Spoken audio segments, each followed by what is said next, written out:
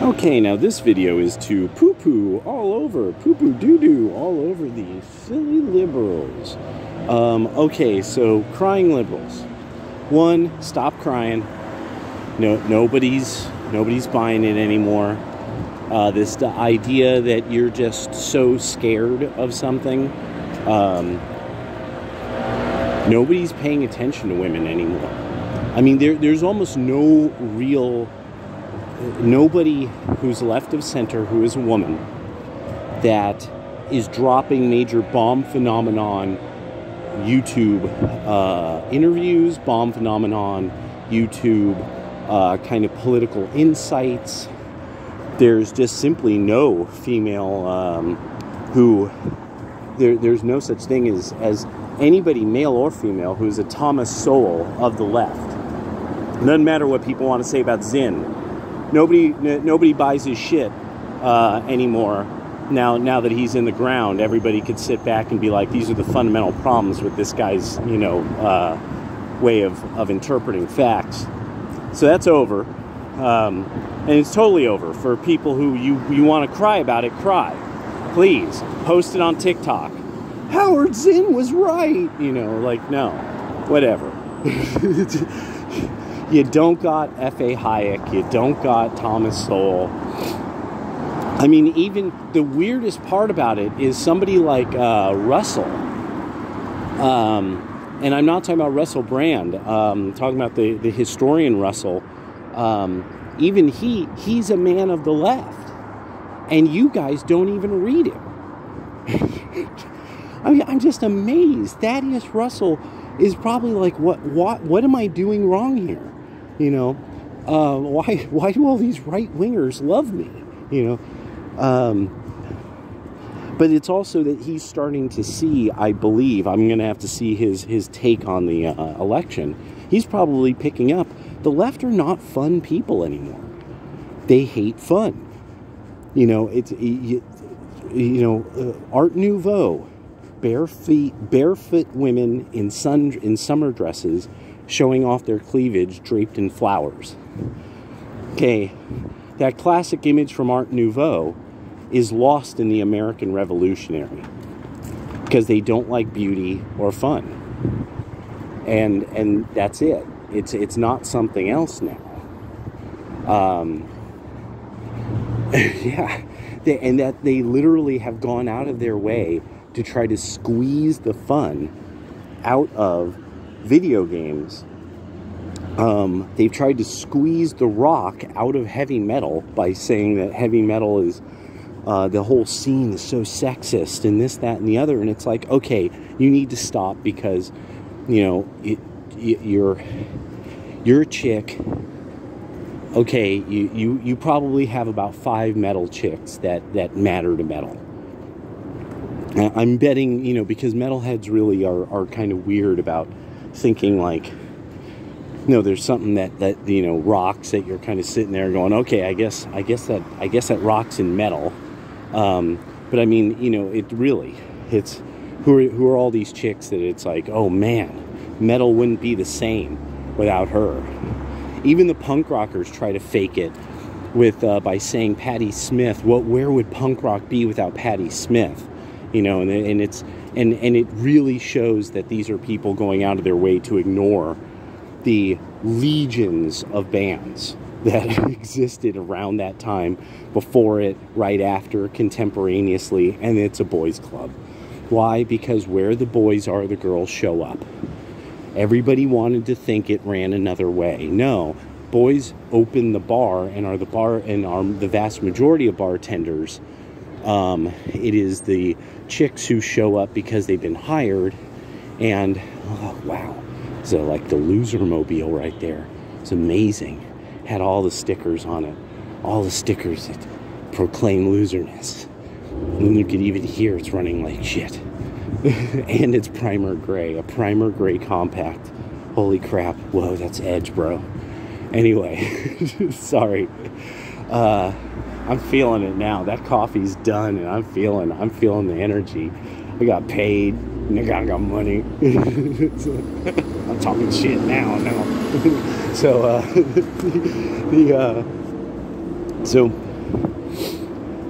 Yeah. Now, there was one of these things that was said that, I mean, I just can't get past. You're not protecting me. Okay, you're just not. I'm not worried about the wily, crazy Vikings coming to get me. I'm not worried about the gothic hordes coming to grab me up. Oh no, the Cowboys. The Cowboys are going to come and get me now. No, you're not protecting me from anyone. The concept is hilarious to me. Oh, I voted with my chubby hands to protect your life, a multi-race man, you know, and it's just like, please stop.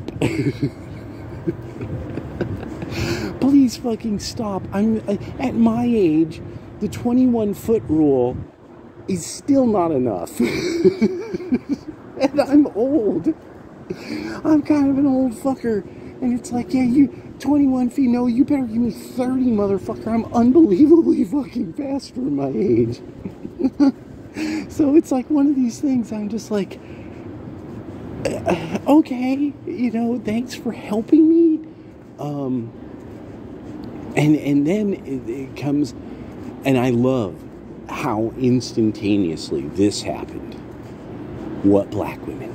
Where exactly you went? And this one guy pointed out, he goes, okay, here's what we have as exit polls on non-white men voting for Trump. He goes, so you guys are going off on 78% of people who voted the way you did. This is a very small number of men in your community who voted a way that you didn't like. Why are you flipping out? Why are you saying these things on TikTok? Because now, black women, you're saying these things on TikTok that are like, I mean, I would expect these literally from like a stomping Nazi skin. This is what I would expect to hear from, like, literally like a Nazi skin. Like,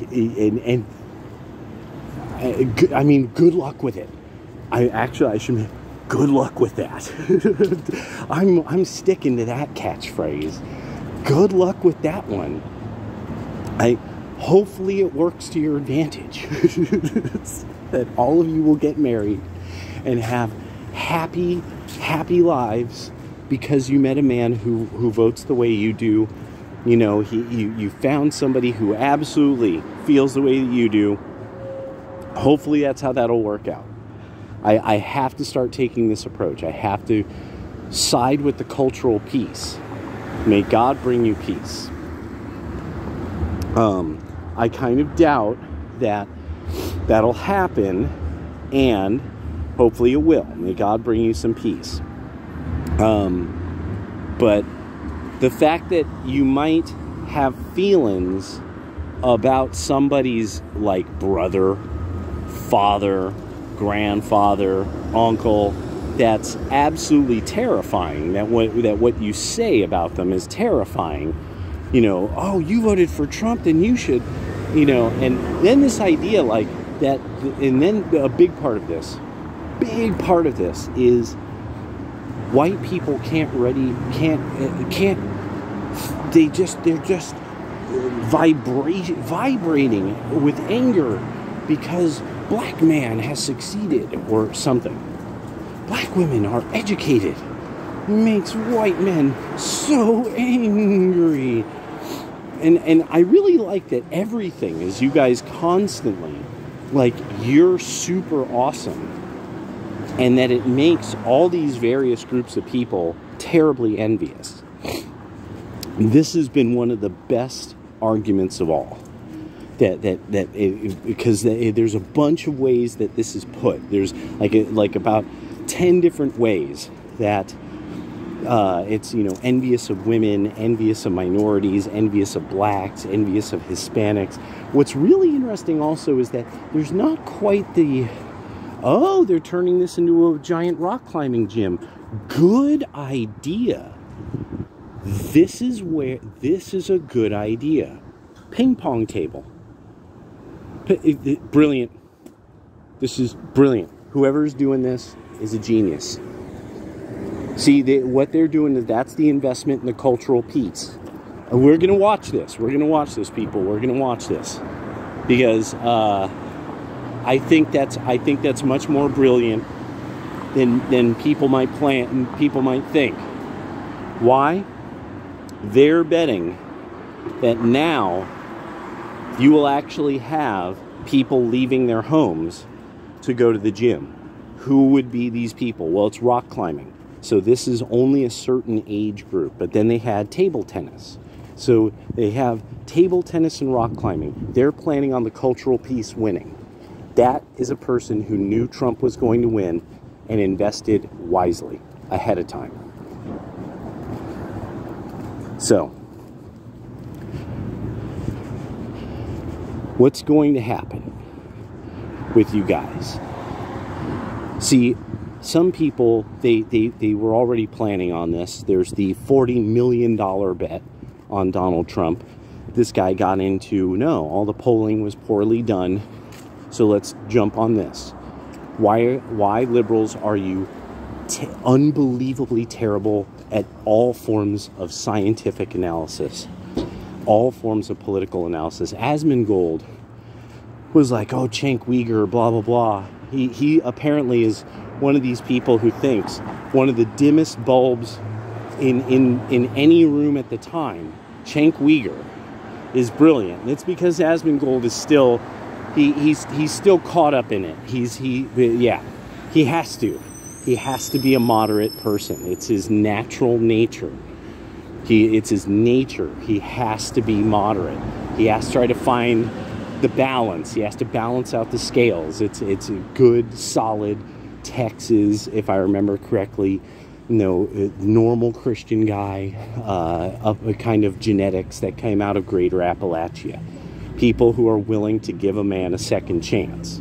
That's a fundamental of that culture.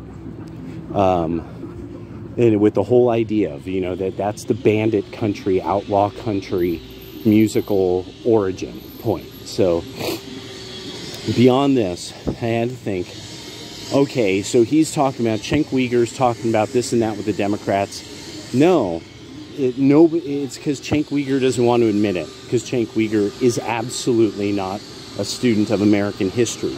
He's like most people who are left of center. He doesn't believe it's worth really looking into the details. And then the analysis. Cenk's analysis is always wrong. He's actually somebody you could bet against and make money. I mean, that's how bad his calls are. I know about this guy's career since he was on radio. The internet, there wasn't even internet to carry him. And I remember this dude. And so it's one of these things like, no. Asmongold, you don't get. This guy really does not, like, he doesn't give a shit about that the New Deal was not really popular. It was popular among Democrats, but there was large sections of society that were so not happy with it, they changed the Constitution so that FDR couldn't be president again. I mean, you see, Cenk wouldn't have that kind of point of view. To him, he would think this so threatened the major corporations, blah, blah, blah, and it's like, which ones? CBS? NBC? Who made those? It was made through the New Deal, homie. That's why people voted to change the Constitution to get FDR out of office, because they saw what was happening. They saw that it was going to be like triple Germany and double Italy within very little time. But we don't analyze it that way because students of history like accuracy, and you kind of have to be an American and know when you're hearing a bunch of fucking bullshit. And, well, Cenk Uyghur isn't one of us. He's some foreigner who doesn't like it here. So that's why you just got to understand. Vote. Always take what Cenk says. Turn it. What's the nadir? That's very likely accurate. So, beyond that, What undid you guys is you don't really like looking into American culture and journalists, the history of it. These are the most worthless people in almost the history of all writing. Notorious from the beginning as people who were trying to post propaganda related to the British Civil War. That's where most of our press goes back to. And various tracts and political screeds about liberty and this, that, and the other. This was something uniquely enjoyed by the New Englanders, the people of the New England region. That's where all that all started, all these printing presses. If you think about printing presses, where are you thinking about? You start thinking about New England. And so it came out of hardcore Protestant religious people, not just spreading tracts, but now Protestantism, they're spreading these tracts about where freedom and the Protestant interpretation of New Testament, because of the Catholics who are in the lower states on the coast, like Virginia, the Carolinas, stuff like that. And this was seen as like an extension of that kind of battle already going on in Europe. They were very worried about the Catholics, about especially the British Catholics who had made it here. And expansion of Catholic settlement in what at that time would have been the early colonies. Now, without knowing that, one would not kind of get this understanding of the way journalists see themselves as kind of counter things, that they're running the counter narrative, unless you knew that it came out of that milieu in American culture originally. Then, by the time you start getting to the 1930s, you start to see, okay, there's this milieu of now people who are real counter. They are actually like these various types of people embracing socialist ideas, Marxist ideas, but because not everything Marx and various socialists is released in totem, some of it translated by various people, out of German or out of other languages, that you're pretty much counting on people who could translate it. In the early 1900s United States, and then spreading it, through basically various kind of communist reading societies and groups of communists and such like that. So that's another place where the reporters are heavily into that. This is a big deal among both early school teachers, when we started coming up with systemized schooling, and reporters. Now we've gotten to the point where it's, about almost 100 years after that period of time, to 100 years after that. What we're starting to find is now people are doing like these psychological analysis of the language usage. Social media is allowing people to learn more about journalists in a personal way. They're starting to find out, journalists actually many of these people are psychopaths that just kind of like starting a fire and walking off thinking, oh yeah, I really stirred things up. These are people who they think it's a great thing that they ginned up a riot. And more we're starting to find that there's some kind of weird way this applies to the world of science, that there's people who are left of center that they like ginning up science. So there's whole sections now of things that are insisted upon by the left of center as solidly, scientifically proven science. And it turns out, no, actually, this is this incredibly spurious and speculative area of mostly theory. And it can't exist without somebody kind of putting money into it. And so now if all this is true, you should be able to kind of show a very easy, now that there's all these people who think socialism and collectivism is crap, the journalists starve. Boom. Now that everybody thinks socialism and collectivism is crap, who is afraid for their jobs? Teachers. Teachers and journalists are all expressing this terrible fear that they're going to lose their jobs. And why are they going to lose their jobs?